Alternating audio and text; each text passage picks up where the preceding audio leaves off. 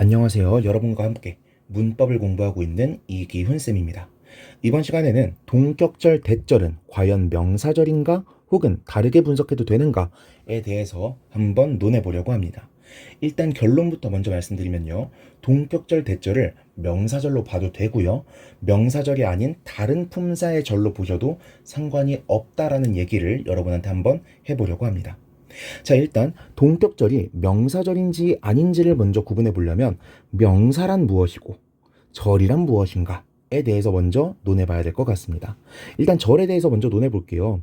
저는 절을 이번 강의에서 이렇게 정의 내려 볼게요. 절이란 건 문장과 비슷한 건데 주어와 동사로 이루어진 것을 절이라고 부르도록 하겠습니다. 아시겠죠? 자, 그렇다면 이제 명사에 대해서 정의를 해볼 건데요. 명사라고 하는 것은 뭐의 일종이죠? 우리가 문법 시간에 배우는 품사의 일종이죠. 근데 우리가 품사라는 걸 배울 때 항상 같이 배우는 개념이 있습니다. 그게 뭐죠? 바로 문장 성분이라고 하는 개념이에요. 자, 그렇다면 제가 다른 강의에선 항상 먼저 시작하는 건데 품사의 종류를 나열하고 문장 성분의 종류를 먼저 나열합니다. 자, 품사의 종류 뭐뭐 있죠? 네 가지만 대표적으로 뽑아보라 그러면 명사가 있고요. 동사가 있고요. 형용사가 있고요. 부사가 있습니다. 그쵸? 문장 성분은 대표적으로 네 개를 뽑아보라 그러면 뭐뭐가 있죠? 주어가 있고요. 동사 혹은 수어가 있고요. 목적어가 있고 보어가 있습니다.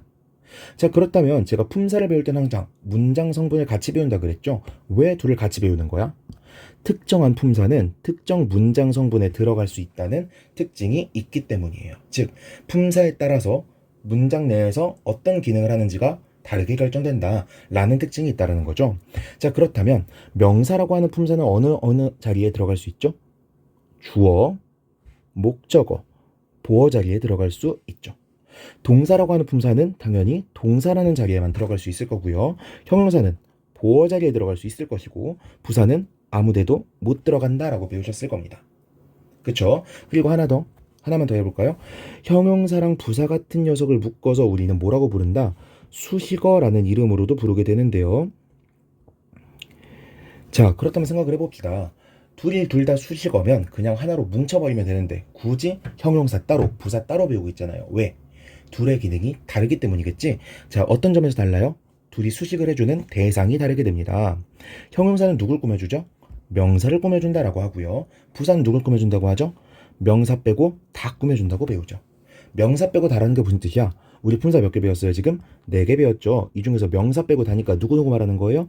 동사 꾸며줄 수 있고 형용사 꾸며줄 수 있고 또 다른 부사 꾸며줄 수 있고 여기 하나 더 더하면 절이라고 하는 녀석까지 꾸며줄 수가 있습니다. 됐죠? 자, 이렇게 해서 우리가 품사를 한번 나눠봤어. 자, 여기까지 보았을 때 우리가 동격절이 과연 명사절인지 아닌지에 대해서 논하는 게 이번 강의의 목적이잖아요. 그렇다면 명사의 특징은 뭐로 볼 수 있어요? 일단 여기까지 딱 봤을 때 명사의 특징은 문장 내에서 주어 자리, 목적어 자리, 보어 자리에 들어갈 수 있는 거구나라고 특징 지을 수가 있겠죠. 그렇다면 명사절이라고 하는 녀석은 어떤 특징이 있다고 볼 수 있는 거예요? 명사절. 문장 내에서 어느 자리에 들어갈 수 있다? 주어, 목적어, 보어 자리에 들어갈 수 있다라고 하는 게 명사절의 특징이 되는 거라고요. 자, 그렇다면 지금 제가 제목으로 걸어놓은 동격절 대절은 명사절인가 아닌가? 라는 의문에 대해서 우리는 뭐라고 대답해야 돼요? 노라고 대답해야죠. 왜? 지금까지 우리가 명사의 기능에 대해서 정의할 때는 뭐라고만 설명하고 있어요? 주어, 목적어, 보어 자리에 들어갈 수 있는가 없는가까지만 얘기를 했으니까요. 오케이. 자, 그런데 제가 명사의 기능을 하나 더 덧붙여 보려고 합니다. 그게 뭐냐면 지금 말하고 있는 동격이라고 하는 거예요. 자, 일단 동격이라고 하는 게 뭔지에 대해서도 논해봐야겠죠. 저는 이렇게 정의 내리겠습니다. 명사가 또 다른 명사와 나란히 사용되어서 둘이 똑같은 대상을 지칭하고 있으면, 즉 똑같은 의미를 가지고 있으면 이것을 동격이라고 부르겠습니다. 오케이. 자, 그렇다면 동격 표현은 무엇이 있는가? 대표적인 것만 한번 써볼게요. 첫 번째, 명사를 써주고요. 컴마 써주고 명사를 바로 옆에 써주면 동격 표현이 됩니다. 두 번째, 컴마조차 써주지 않고요. 명사 다음에 그냥 명사를 붙여 써주기만 해도 동격이 되는 경우가 있습니다. 세 번째, 명사를 써주고 나서요. 전치사 of를 써주고 그 다음에 명사를 써주면 동격 표현이라고 보고요. 네 번째, 명사를 써주고요. 그 다음에 투부정사를 써주는 경우에도 동격이라고 볼 때가 있습니다. 다섯 번째, 저희가 지금 배우고 있는 명사를 써주고 나서요. 동격 접속사 that을 써주고 절이 와야 되니까 주어 동사가 뒤따른다면 이것도 동격 표현이라고 볼 수가 있어요. 자, 지금 보니까 동격 표현을 제가 처음에 뭐라고 정의했어요? 명사와 명사가 나란히 사용되어서 라고 설명을 했었죠. 한번 봅시다. 1번을 보니까 명사와 명사가 나란히 사용되었어. 사이에 뭐만 껴있을 뿐이에요? 컴마만 섞여 있을 뿐이지 명사와 명사가 나란히 사용되고 있죠. 아, 동격 표현인가 보다. 2번 보니까 명사가 대놓고 나란히 쓰이고 있고요. 3번 표현 보니까 사이에 비록 of가 껴있긴 하지만 명사와 명사가 나란히 사용되고 있죠. 4번도 명사 다음에 투부정사가 오고 있는데 여기서부터 잘 보셔야 됩니다. 투부정사는 무슨 용법을 가지고 있어요? 명사적 용법으로 사용이 될 수가 있잖아요. 그쵸? 그렇다면 명사와 명사가 나란히 사용되고 있어? 동격 표현인가 보다. 5번 문장 보니까 명사와 명사절로 사용될 수 있다라고 하는 대절이 나오고 있으니까 명사와 명사가 나란히 사용되고 있어? 동격이라고 볼 수 있겠네. 이런 식으로 접근하시는 거라고요. 오케이. 자, 그렇다면 제가 지금 이 설명을 드린 이유가 뭘까요? 명사와 명사가 나란히 사용되면 동격 구문을 이룰 수 있다라고 정의를 내리고 있는 거라고요. 그렇다면 대절이 명사절이라면 어떻게도 사용될 수 있다라고도 추가적인 설명을 할 수 있는 거예요. 동격으로도 사용될 수가 있겠구나 라고 결론을 지을 수가 있겠죠. 오케이. 다시 우리가 처음에는 명사의 기능을 문장 성분과 엮어서 뭐라고만 설명했다. 주어, 목적어, 보어로 사용될 수 있으면 그게 바로 명사다 라고만 설명을 드렸다. 그런데 아래에서 동격 구문에 대해서 모아서 설명하면서 뭐라고 말씀드렸다고요? 명사가 나란히 사용되어서 똑같은 의미를 가지고 있으면 그걸 동격 구문이라고 부르겠다라고 말을 했고, 마침 명사와 대절이 나란히 사용되는 구문이 가능하더라.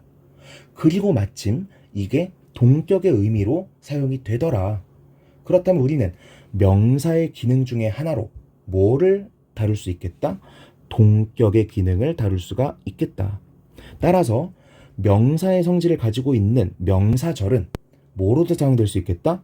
동격절로도 사용될 수가 있겠다 라고 결론을 내릴 수가 있겠죠. 그렇다면 여기까지 말을 했을 때 동격절 대절은 명사절이라고 볼 수 있나요? 없나요? 있다라고 답을 할 수가 있겠죠. yes라고 답을 할 수가 있는 겁니다. 됐죠? 그런데 이렇게 간단하게 답을 낼 수 있다면 왜 선생님들께서, 왜 다른 학생분들께서 동격절 대절이 명사절이 아닐 수도 있다고 의심을 하는 걸까요? 왜냐하면 동격절의 특징이 있습니다. 자, 일단 제가 동격절을 이렇게 어떻게 표현할 수 있는지 나열을 해놓고 해석법에 대해서 나열을 하지 않았죠. 해석법은 간단합니다. 전부 다 똑같은 동격 구문이니까 해석법도 동일해요. 동격은요, 뭐뭐라는 혹은 뭐뭐라는 내용의 정도로 해석을 하시면 됩니다. 오케이. 그런데 보니까 뭐라는 니은으로 끝나고 있고요. 뭐의로 끝나고 있네요. 우리가 품사에 대해서 배울 때 형용사를 어떻게 배웠을 가능성이 있냐면 뭐뭐 니은으로 끝나는 단어나 뭐뭐의라고 끝나는 단어는 형용사야. 예를 들어 예쁜, 다수의 이런 표현들이라고 배우셨을 겁니다. 그쵸? 그런데 마침 여기서 어떻게 해석되고 있다고요? 뭐뭐라는 니은으로 끝나고 있고 뭐뭐란 뭐뭐의라고 끝나고 있네. 이거 마치 뭐의 해석법과 비슷하다? 형용사의 해석법과 비슷하다라고 볼 수가 있겠죠. 그런데 마침 4번과 5번, 아니 3번부터 봐볼까요? 3번부터 봐보니까 명사 다음에 전치사 명사가 나오고 있죠. 이런 경우에 우리 문장 분석 어떻게 하라고 배웠어요? 전치사 플러스 명사는 괄호로 묶어버리고 앞에 있는 걸 꾸며준다. 왜? 전치사구는 뭐랑 뭐로 사용될 수 있으니까? 전치사구는 형용사적으로 사용되거나 부사적으로 사용될 수가 있으니까. 그렇다면 4번 같은 경우도 마찬가지예요. 명사 다음에 투부정사 나왔어. 그러면 뭐라고도 봐도 돼? 괄호 쳐버리고 형용사적이라고도 봐도 되겠죠. 왜? 이 투부정사로 사용된 애도 뭐라고 해석될 거니까. 뭐뭐라는, 뭐뭐란 내용의 라고 해석이 될 거니까. 5번도 한번 봐볼까요? 대절 같은 경우에도 보니까 뭐뭐라는 이라고 해석이 되면서 앞에 나온 명사와 똑같은 의미를 준다는데 이거 뭐야? 뭐랑 지금 비슷해요? 전부 다. 형용사가 하는 짓거리랑 비슷하잖아요. 형용사처럼 앞에 나온 애를 수식하고 있고 형용사처럼 뭐뭐 니은, 뭐뭐의라고 해석이 되고 있으니까 동격 표현 사실은 형용사인 거 아니야? 라고 의심을 할 수가 있게 되는 거죠. 그런데 마침 또 하나 의심할 만한 게 있습니다. 자, 우리 절의 종류 중에서 우리가 접속사 말고 절을 이끌 수 있는 애들 중에 접속사 말고 또 하나 재밌는 녀석을 배우는 게 있습니다. 그게 뭐죠? 관계사가 있죠. 접속사도 대표적으로 절과 절을 연결해주는 애, 관계사도 대표적으로 절과 절을 연결해주는 애라고 배우잖아요. 그쵸? 그런데 지금 우리가 동격절을 이끌고 있는 대절은 뭐라고 배우고 있어요? 접속사라고 배우고 있죠. 그런데 관계사를 이루고 있는 녀석들은 관계사 절을 이루고 있는 애들은 말 그대로 관계사라고 배우게 됩니다. 오케이? 그렇다면요. 관계사와 접속사는 둘이 어떤 차이가 있는지 한번 볼게요. 자, 일단 대절의 쓸모를 크게 두 가지로만 나눠보겠습니다. 우리가 일반적으로는 명사절을 이끌 수 있는 접속사다 라고 배우게 되고요. 소댓 구문과 같은 일부 구문에서는 부사절도 이끌 수 있다 라고 배우게 되는데 지금 우리 동격절에 대해서 배우고 있는 거잖아요. 이런 식으로 대세 쓸모를 나눠 놓을게요. 명사절을 이끌 수 있는 거, 부사절을 이끌 수 있는 거, 동격절을 이끌 수 있는 거, 이 모든 세 가지 용도로 쓰이는 대는 우리가 뭐라고 부르겠다? 접속사라고 부르겠다. 그렇다면 관계사는 대표적으로 어떤 녀석이 있죠? which라던가 who라던가 whom이라던가 이런 녀석이 있죠. 그리고 관계 대명사 말고 관계 부사로 넘어가게 되면 where라던가 when이라던가 나머지 너무 종류 많으니까 스킵해버리면 이런 식으로 관계 대명사와 관계 부사 같은 녀석들이 관계사가 되고요. 이런 관계 대명사나 관계 부사 대신에 쓸 수 있는 녀석으로 대를 배우게 되잖아요. 그렇다면 관계사로 사용되는 이 대과 접속사로 사용되는 이 대시 이끌 수 있는 문장에는 어떤 차이가 있는가 그리고 어떤 유사점이 있는가를 한번 봐보자고요. 오케이. 일단 우리가 관계사가 이끌고 있는 절을 말 그대로 관계사 절이라고 부르게 됩니다. 그런데 이 관계사 절은요. 특히 두 가지 품사로 사용이 돼요. 특히 두 가지 품사. 나중에 복합관계대명사를 배운다던가 이랬을 때 나오는 거 말고 특히 어떤 품사를 꾸미게 되면 다시 관계사절은 어떤 품사로 사용이 되게 되냐면 형용사절로 사용이 되게 됩니다.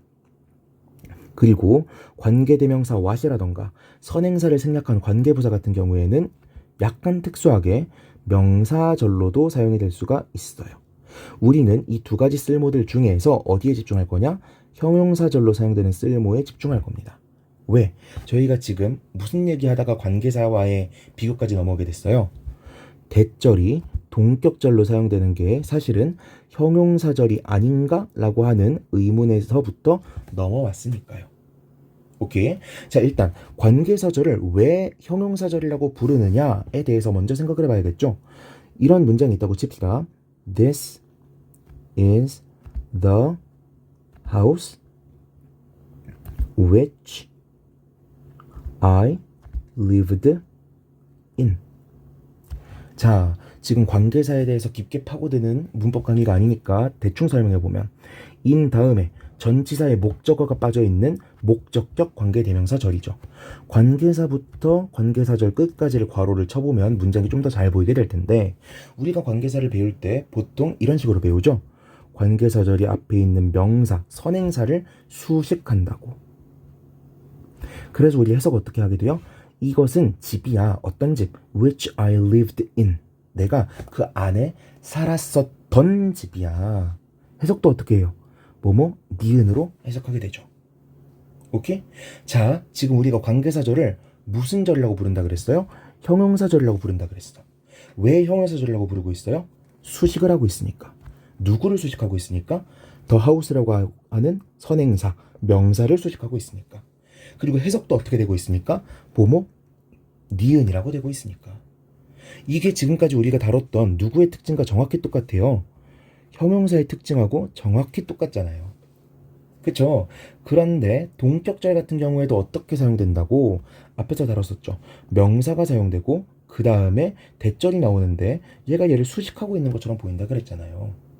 그러면 둘의 생김새가 비슷해요? 달라요? 비슷하잖아. 관계사 절도 사실은 이 안에 형용사가 있어 없어요? 형용사라는 단어의 품사는 아무 데도 존재하지 않는데 단지 이 절 전체가 앞에 나온 명사를 수식하고 있다는 이유만으로 관계사절을 뭐라고 불러? 형용사절이라고 부르잖아요. 그렇다면 앞에 나온 명사를 꾸미고 있다라는 점에서 동격절 대절은 뭐라고도 부를 수 있는 거예요? 형용사절이라고도 부를 수가 있다고요. 그럼 형용사라고 불러도 되느냐라는 질문에는 우리가 뭐라고 대답해야 될까? 이것도 yes라고 대답할 수밖에 없겠죠. 오케이? 자, 그렇다면 여러분 여기까지 다 따라오셨다면 멘붕이 올 겁니다. 이렇게 질문하셔야죠. 그래서 동격절 대절은 명사절인데 형용사절인데 라고 물으셔야겠죠. 그러면 저 또 뭐라고 대답할까요? 강의 맨 처음에 시작할 때 말씀드렸습니다. 동격절 대절은요 명사절이라고 봐도 되고요 형용사절이라고 봐도 되고요 그냥 품사 구분을 안 하고 그냥 동격절은 동격절인가 하셔도 다시 동격절은 동격절인가 보다 라고 생각하셔도 상관이 없다고요. 아니 왜 그딴 식으로 결론이 나옵니까? 그래도 문법은 법인데 좀 철저하게 설명해야 되는 거 아닙니까? 라고 말씀을 하신다면 이렇게 말씀을 드릴게요. 우리가 품사를 왜 배우죠? 품사를 왜 배우나요? 품사를 배우는 이유에 대해서도 앞에서 말씀드렸어요. 품사를 왜 배워? 품사에 따라서 사용되는 방식이 다르니까. 우리가 happy라는 단어가 있고요. something이라는 단어가 있고요. run이라는 단어가 있습니다. 이 단어들 각각을 카테고리화하지 않고 그냥 쳐다보게 되면요. 문법이라고 하는 걸 만들 수가 없어요. run이라고 하는 단어가 주어 자리에 갈 수 있는지 없는지 이런 것들을 구분할 수가 없다고. 왜? 품사라고 하는 범주를 나누지 않았으니까. 우리가 품사라고 하는 범주를 나눔으로써 단어 각각을 의미 없는 단어 각각으로 보지 않고요. 비슷한 기능을 하는 녀석들로 뭉쳐 놓을 수 있게 된 거예요. 그게 바로 품사라고요. 그런데 이 품사라고 하는 것을 배울 때 우리가 가장 유용하게 써먹는 부분이 어느 거라고? 문장 성분과의 관계라고요. 명사는 주어, 목적어, 보어 자리에 들어가 이런 식으로 카테고리화 할 수 있기 때문에 배우는 거라고요. 오케이? 그리고 제가 강의 맨 처음에 동격에 대해서 설명하면서 뭐라고 말씀드렸냐면 명사가 이런 식으로도 사용이 되네. 그러면 명사가 이런 식으로도 사용이 되니 명사가 나란히 사용되어서 둘이 같은 의미를 가리킬 수 있으면 동격이라고 봐야겠다. 반대로 동격으로 사용될 수 있으면 앞으로 명사로 봐야지 라고 설명드렸었죠. 왜 이런 식으로 설명드렸을까? 이런 품사라고 하는 녀석은요 기준을 가지고 정해진 겁니다. 기준을 가지고. 그런데 그 기준은요 처음에 분석한 사람이 정의하기 나름인 거예요. 그래서 제가 처음에 주어, 목적어, 보어로 사용되는 걸 명사라고 할게 라고까지만 했을 때는 명사절을 아주 좁게 주어, 목적어, 보어 자리에 나오는 녀석만 명사절이다 라고 정의할 수 있었을 겁니다. 그런데 제가 뒤에서 동격으로 사용될 수 있는 것도 명사다 라고 정의를 내리면서부터 명사를 특징 짓는 기준 중에 동격으로 사용될 수 있다 라고 하는 특징이 추가가 된 것이고 이런 기준까지 추가가 되고 나서야 명사절 대절이 동격절로도 사용될 수 있다라고 정의 내릴 수 있었던 거예요. 오케이?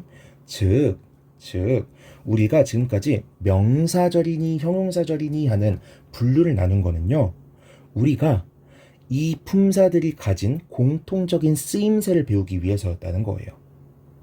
이해되셨습니까?